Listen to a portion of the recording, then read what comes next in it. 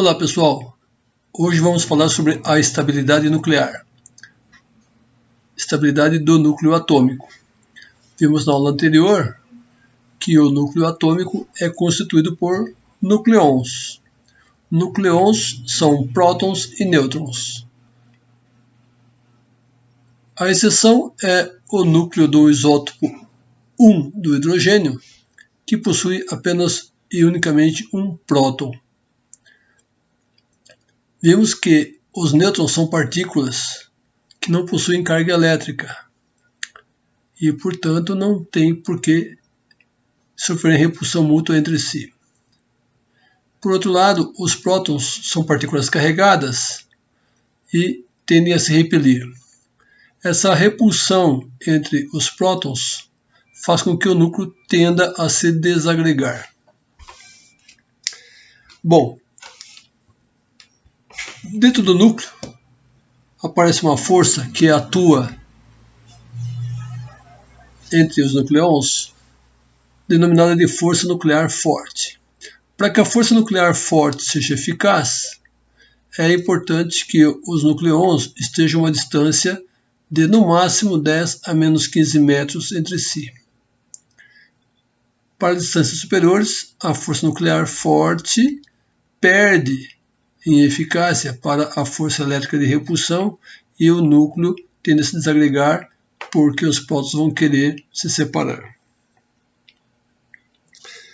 A força nuclear forte é a mesma entre cada par de prótons ou nêutrons, ou entre próton com nêutron.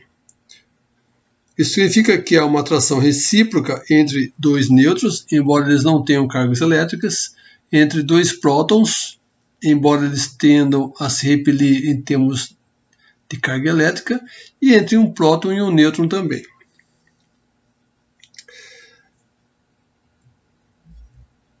Embora o núcleo seja formado por nucleons, sempre que os prótons e nêutrons se juntam, observa-se que a massa como um todo tende a diminuir.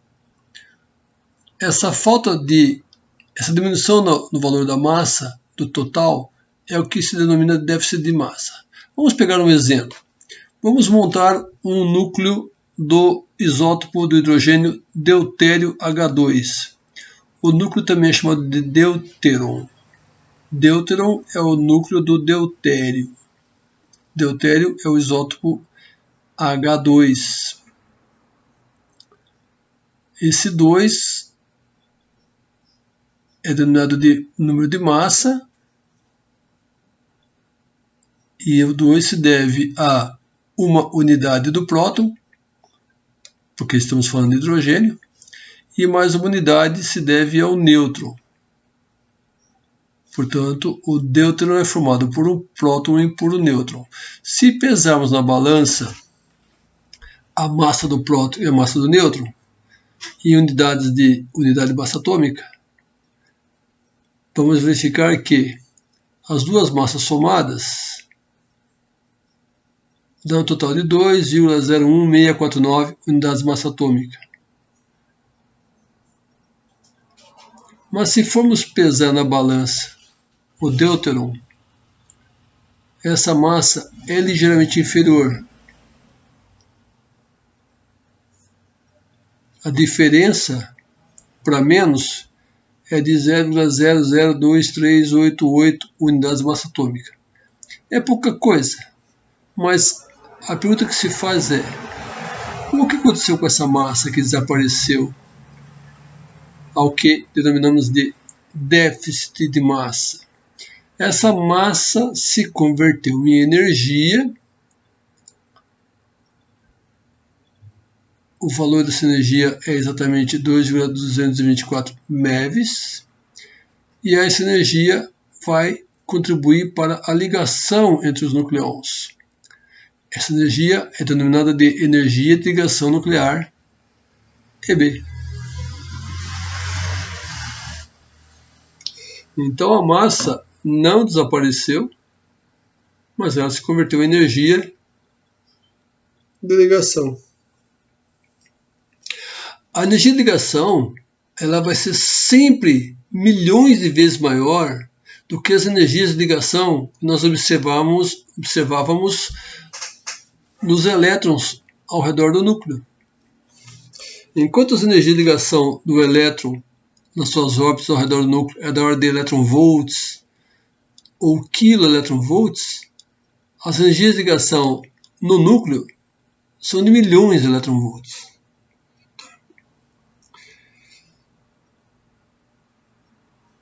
Por exemplo, a energia de ligação de um elétron ao núcleo no átomo de hidrogênio é de apenas 13,6 eletronvolts, enquanto que os nucleons no hélio, por exemplo, é da ordem de 28 MeV, milhões de eletronvolts.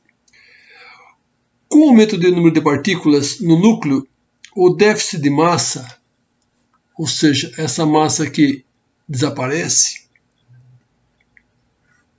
vai aumentar. Mas esse aumento não é uniforme, não há uma linearidade no aumento da massa com o aumento da massa que desaparece, com o déficit de massa. De fato, quanto maior for a relação entre a energia de ligação e o número de massa atômica, ou seja, quanto maior for a energia de ligação por nucleon, maior será a estabilidade nuclear. Quanto maior for a energia por nucleon, mais estável o núcleo tende a ser. Vejamos a próxima figura.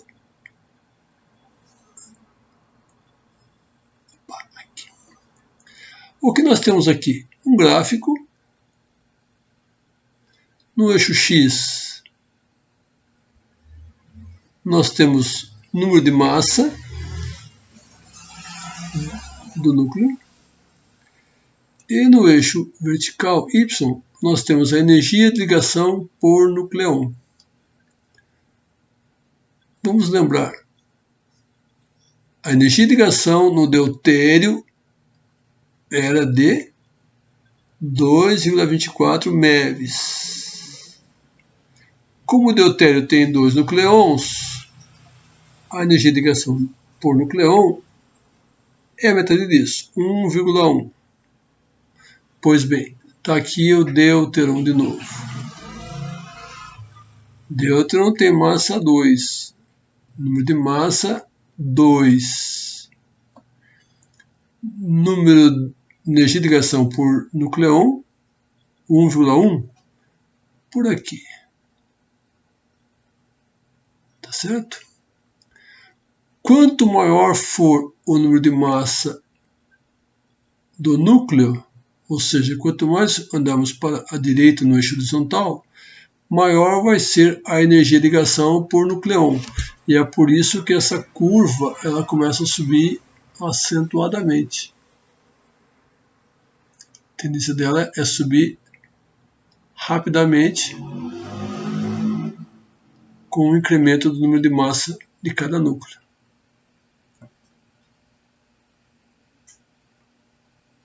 Observem o gráfico com bastante calma. Esse aumento da energia de ligação por nucleon se deve ao fato de que cada nucleon adicional é atraído por todos os demais. Então, quanto mais nucleons eu tiver, cada nucleon sofre a atração de todos os demais de forma mais intensa.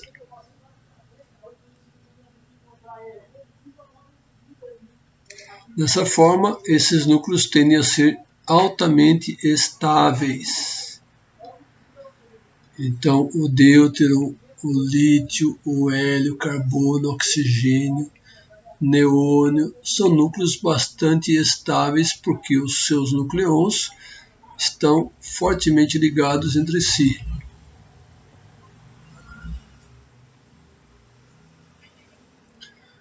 Na sequência, nós temos aqui um platô. E o que nós temos aqui? Ferro.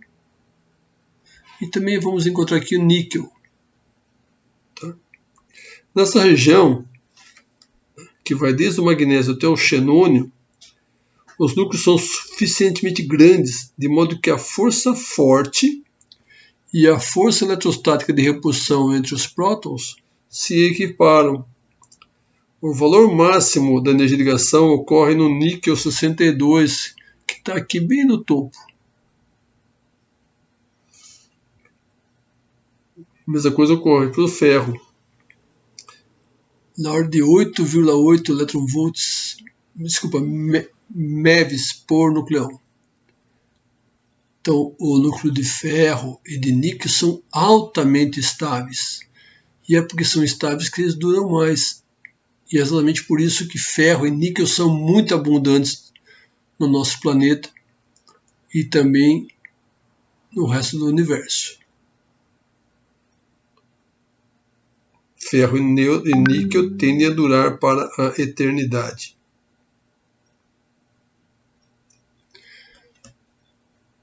Na sequência, para núcleos cada vez maiores, núcleos cada vez mais maciços,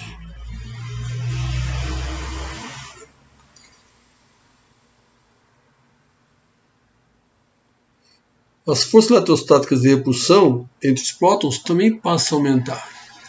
Muitos prótons, muita repulsão. E os núcleos tendem a se tornar menos estáveis. Uma maneira de tentar compensar o aumento do número de prótons é que o núcleo tenha também um aumento do número de nêutrons em maior quantidade. Mas isso ocorre apenas de forma parcial, porque a força repulsiva é muito intensa. Assim, à medida que as forças de repulsão aumentam, é necessário suprir, em média, menos energia para o núcleo começar a se dividir. Então, como há uma diminuição no valor da energia de ligação por nucleon, se fornece a energia de ligação igual à energia de ligação do nucleon, esse nucleon pode simplesmente ser removido. E é por isso que esses núcleos tendem a ser menos estáveis do que os casos anteriores.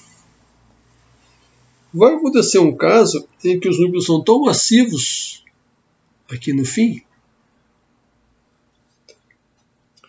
que não é nem necessário que se forneça energia para o núcleo.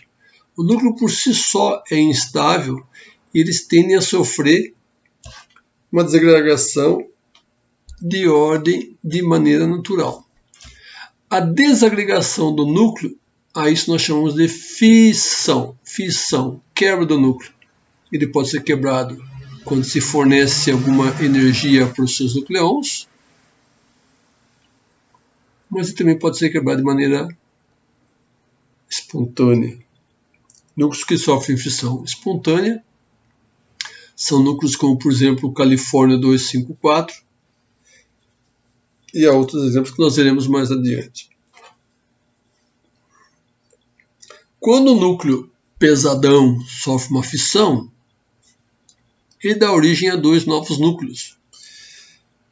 Por exemplo, o urânio, que está por aqui, se ele se quebrar, ele vai dar origem a dois novos núcleos, obviamente de massas menores. E quanto mais para a esquerda se vai, maior volta a ser a energia de ligação entre os nucleons. Então, os novos núcleos são sempre mais estáveis do que o núcleo que lhe deu origem. Por exemplo, o núcleo do urânio pode se quebrar em um núcleo de bário e um núcleo de criptônio, ambos bem mais estáveis do que o próprio urânio. E quando ocorre essa fissão, há liberação de energia, porque é um aumento da relação entre a energia de ligação e o número de massa. Também haverá liberação de energia na fusão. Fusão, ao contrário da fissão, é o juntamento de dois núcleos para formar um único núcleo. Então, fusão, dois núcleos formando um. Fissão, um núcleo dando origem a dois. Na fusão e na fissão, há liberação de energia, ao que se chama genericamente de energia nuclear. Na fusão do deutério, por exemplo, com outro isótopo do hidrogênio, digamos o H3, nós vamos ter a formação do hélio, número atômico 2, com a liberação de energia, de muita energia. Tá. Na fissão do urânio 235, nós vamos ter a liberação de energia por fissão da ordem de 200 MeVs. A fusão de isótopos de hidrogênio dá origem a 17,6 MeVs. A fissão do urânio dá origem à energia de 200 MeVs. Bom, então você pode imaginar assim, a fusão gera menos energia do que a fissão. Bem, a coisa não é bem assim, porque se você pegar a energia liberada e dividir pela quantidade de nucleons, você vai ver que a fissão libera bem menos energia do que a fusão. E é por isso que uma bomba nuclear ela é menos potente do que uma bomba por fusão. A bomba nuclear é uma bomba por fissão. A gente vai ver isso daí nas aulas de radiologia industrial, se vocês tiverem essa disciplina comigo. Quando o núcleo tiver uma energia de ligação por nucleon menor do que o novo núcleo que ele possa vir a se transformar, então esse núcleo pode sofrer o que se denomina de decaimento radioativo. A diferença entre as energias de ligação do núcleo inicial, pai, e do novo núcleo filho, determinará os tipos de decaimentos radioativos possíveis de ocorrer. Isso vai ser matéria da próxima aula. Tá bom? Bem, outra maneira de se observar estabilidade no núcleo é quando o núcleo possui número par de prótons e de nêutrons. Núcleo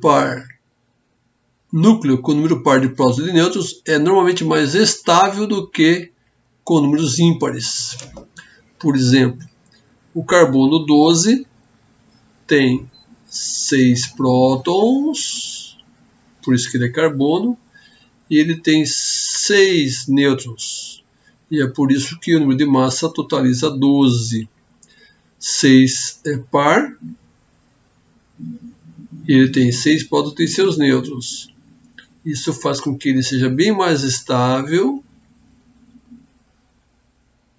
do que o outro isótopo do carbono, o carbono 13, com os mesmos 6 prótons, porém com mais nêutrons, 7 nêutrons, 7 ímpar. Então o carbono 13 tem número par de prótons e número ímpar de nêutrons. Isso faz com que o carbono 13 seja menos estável do que o carbono 12. Essa é uma regrinha que é observada empiricamente.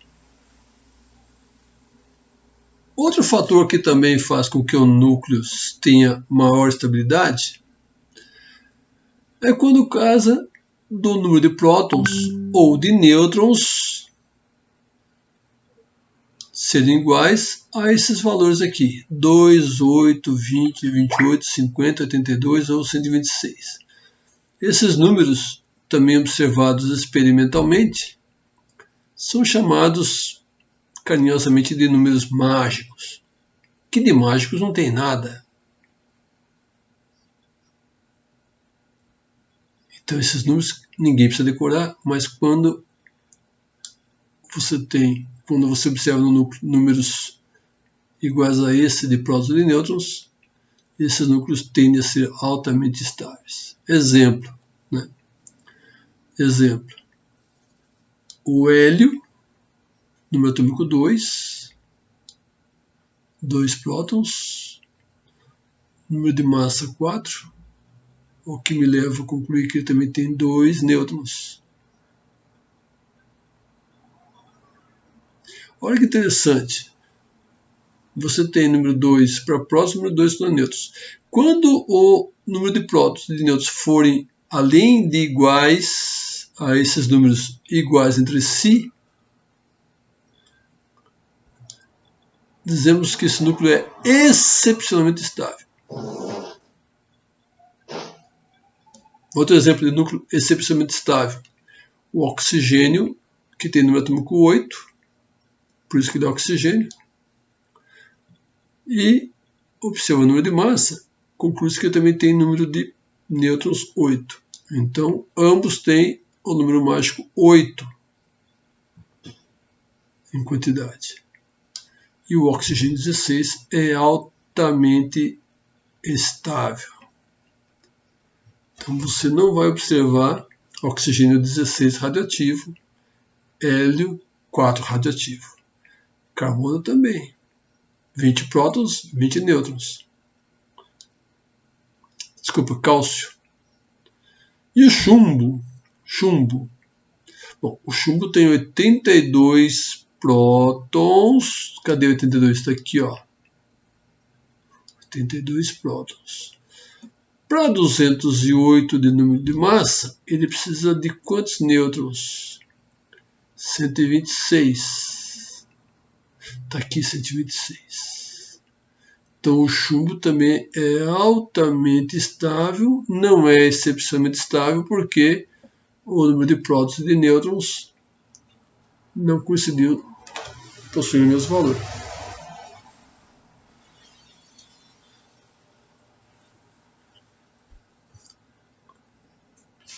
Por que esses números? Bom, fazendo uma analogia com o número de elétrons que cada camada comporta, camada K, camada L, camada N e assim por diante, no núcleo nós também temos não as camadas, mas os níveis de energia. Então você vai ter níveis de energia que comportam 2 nucleons,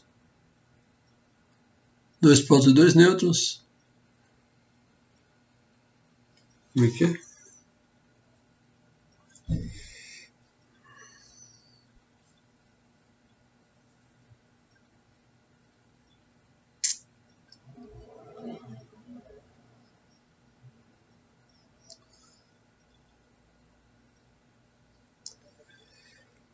Ocorre que, analogamente à eletrosfera, o núcleo pode ser pensado como formado por níveis energéticos, sendo que cada um deles comporta uma certa quantidade de prótons e nêutrons. As capacidades de cada nível de energia correspondem aos assim chamados números mágicos. Assim, quando os níveis energéticos estão completos, o núcleo torna-se bastante estável. Por fim, ainda há de se observar os núcleos leves.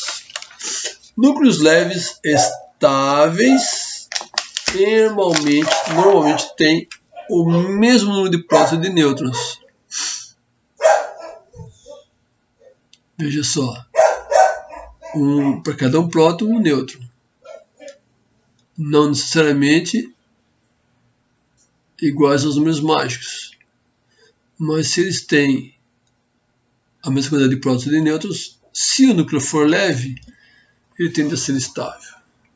Vamos pegar de novo o oxigênio. Para cada um próton, dos 8 que ele tem um nêutron. E o oxigênio, de novo, é um núcleo bastante estável. Oxigênio 16. Porque o oxigênio 17 vai ter números diferentes e ele passa a ser menos estável do que o seu isótopo, de oxigênio 16. Para núcleos mais pesados, a relação 1 para 1 já não vale. Para núcleos mais pesados, sempre vai ser necessário ter mais nêutrons do que prótons para que haja estabilidade do núcleo. É só a gente lembrar de novo aqui do chumbo. Chumbo tem 82 prótons, mas ele tem 126 nêutrons.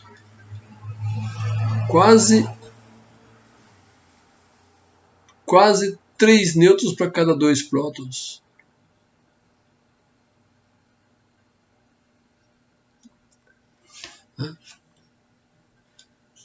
Uma média de 1,5. Bom, assim, pessoal, surge a tal carta de nuclídeos. Vamos olhar para esse gráfico agora. Esse gráfico agora é o seguinte. Aqui nós temos no eixo horizontal o número de nêutrons e no eixo vertical o número de prótons. E nessa linha reta aqui, ó, você tem a igualdade entre nêutrons e prótons, em termos de quantidade. Então, veja assim, para 80 nêutrons, 80 prótons. Para 60 prótons, 60 nêutrons. Então, essa linha aqui, qualquer valor que eu pegue de nêutron, eu vou ter o mesmo valor para prótons e vice-versa. Tá. Então, de novo, quando você tem elementos de número atômicos baixos, digamos até 20, um próton para cada um nêutron faz com que ele seja estável. Então veja aqui o começo dessa tabelinha aqui, ela é bem linear aqui no início. Cada quadradinho desse daqui representa um isótopo. Então nessa linha, digamos 60 prótons, cada quadradinho aqui é um isótopo do elemento químico de número atômico 60. Então, olha na linha horizontal, todos os quadradinhos horizontais são os isótopos possíveis do elemento químico do número atômico correspondente.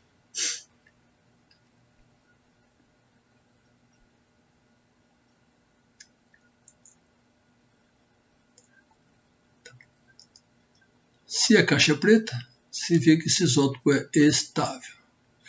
Então você tem aqui bastante quadradinhos pretos, ou seja, vários isótopos de diferentes elementos químicos, diferentes números atômicos, enquanto o número de prótons e de nêutrons coincidir, esses isótopos são bastante estáveis. À medida que o número atômico vai aumentando, o número de nêutrons precisa aumentar um pouco mais para que ainda se consiga a estabilidade dos núcleos.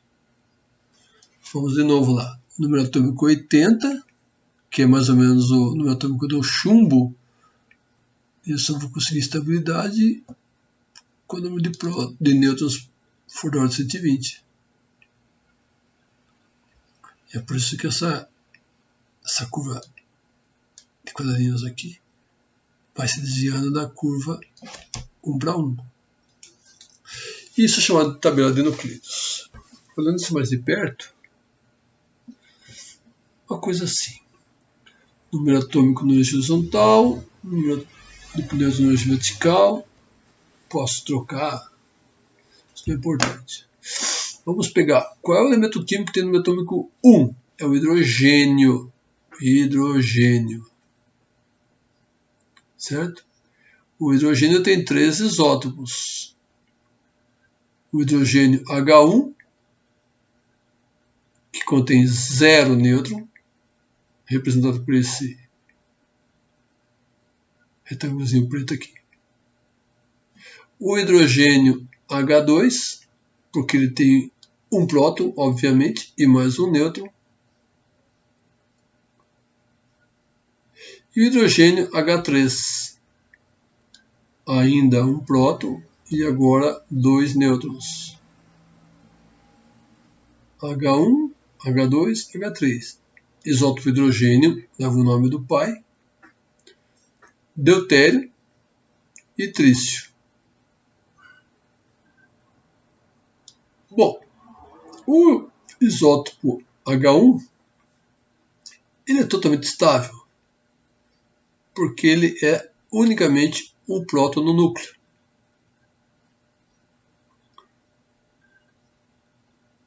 O deutério H2 também é estável, porque ele está na curva onde você tem 1 para 1. Um próton, então ele é um isótopo estável. Já o trício tem um próton e 2 nêutrons. Já não é mais 1 para 1. Isso torna-o instável. Por isso que o trício é o isótopo radioativo do elemento químico hidrogênio. Aí você pensa assim, tá, e eu posso ter um hidrogênio com 3 prótons, com 3 nêutrons? Sim e não. Veja que se com um nêutron ele já é instável, com 3 nêutrons ele é praticamente inviável.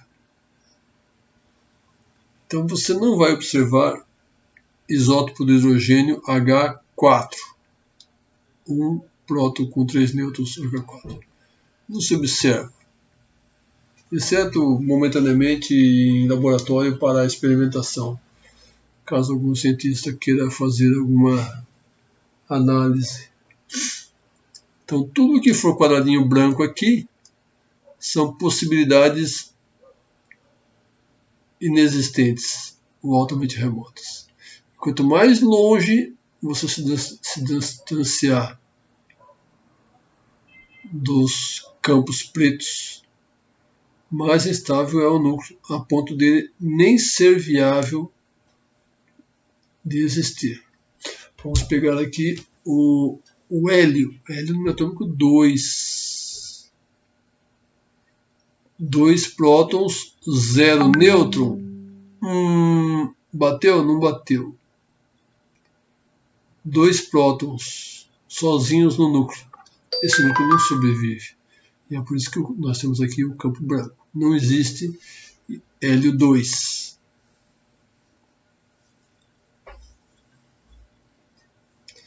Hélio, 2 prótons com um nêutron. Hélio 3. É um núcleo estável. Mas o hélio 4, 2 prótons e nêutron, é mais estável ainda.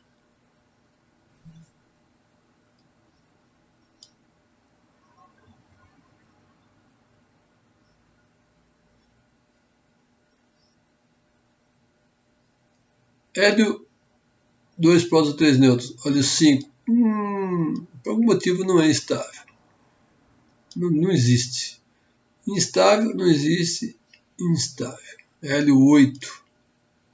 Altamente instável. E por aí vai. Então, vamos observar o seguinte. O que for preto é núcleo altamente estável. E veja que nós estamos falando de átomos baixos. Então, nós estamos aqui na linha do 1 para 1. Um próton neutro, um próton neutro. Os campos cinzas são núcleos instáveis, porque foge da linha 1 para 1. Mas estão aí. E quanto mais longe estiverem, mais inviáveis esses núcleos se tornam. Agora, observe que os núcleos que estão do lado superior da linha preta, que nós vamos chamar de curva de estabilidade, são núcleos que são instáveis porque eles têm mais nêutrons do que deveriam. E os núcleos que estão abaixo da linha de estabilidade são núcleos que são instáveis por terem menos nêutrons do que deveriam. Então esses núcleos têm excesso de nêutrons, esses núcleos têm falta de nêutrons. E isso vai determinar de que maneira esses núcleos vão sofrer decaimento radioativo quando e se isso ocorrer. Nós vamos ver que os núcleos que estão instáveis por terem excesso de nêutrons vão tentar se livrar desses nêutrons.